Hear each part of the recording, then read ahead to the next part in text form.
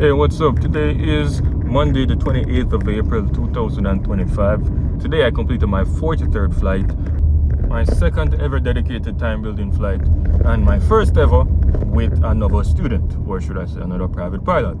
It was also my first flight in the right seat, and it was very interesting to say the least. Today's flight was originally supposed to be from Tinson Pen to Ken Jones and back, but the weather was terrible, at least on the North Coast. So that was not going to be an option for us.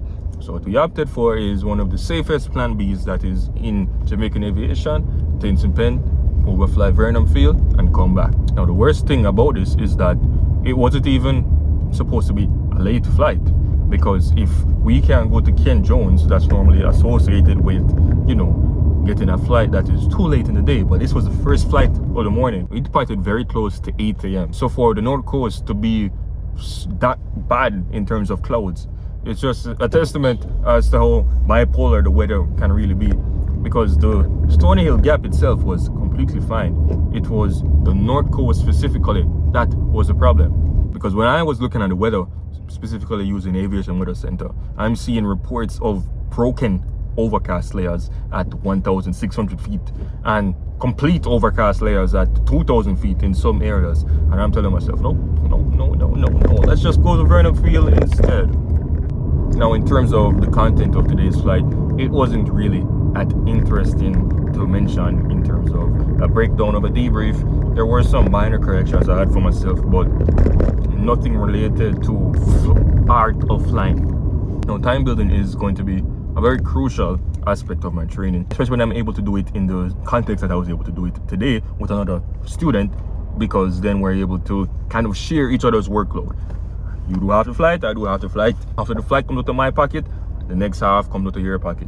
So it's like help me help you situation, and it also kind of gives you I would say a little glimpse into commercial flying in the terms of having a dedicated pilot flying and dedicated pilot monitoring, or at least that's what I try to simulate when doing these kind of time building flights with other students.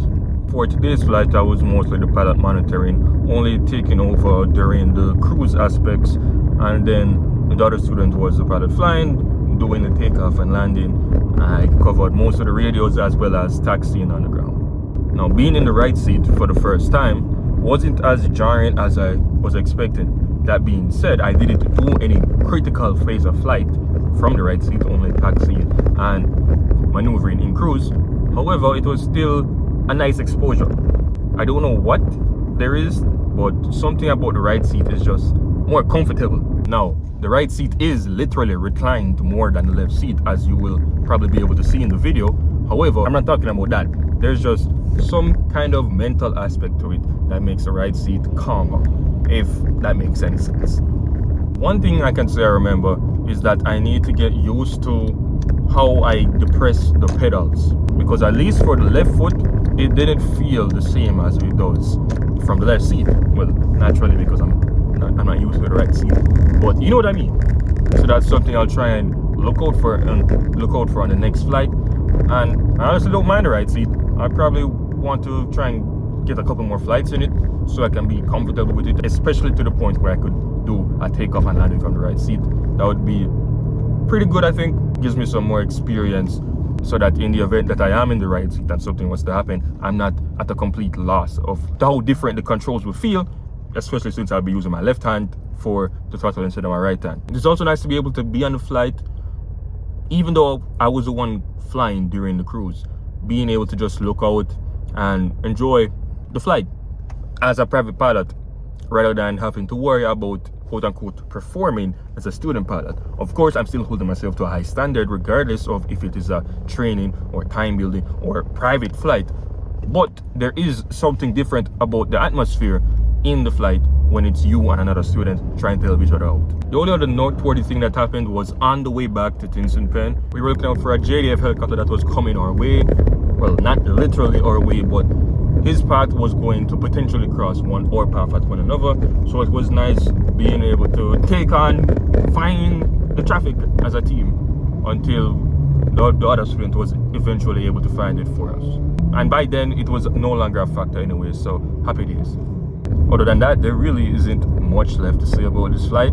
I'm just going to make the full flight video itself do the talking. So if you've made it this far, I want to thank you so much for watching. If you enjoyed the video, make sure to leave a like down below. And while you're down there, make sure to subscribe to the channel if you want more Jamaican aviation content. If you have any feedback for me, make sure to leave a comment. But other than that, I want to thank you once more for watching. My name has been Robert Watson. I'll see you again very soon. God bless. Yeah. I only tell you the truth. I ain't got nothing to lose. Yeah. I gave my life to God and I'm still ballin'. Ain't nobody that can tell me I ain't all in. Late at night I hear the devil steady calling me. That's when I pray to the Father that He give me strength to fight these monsters.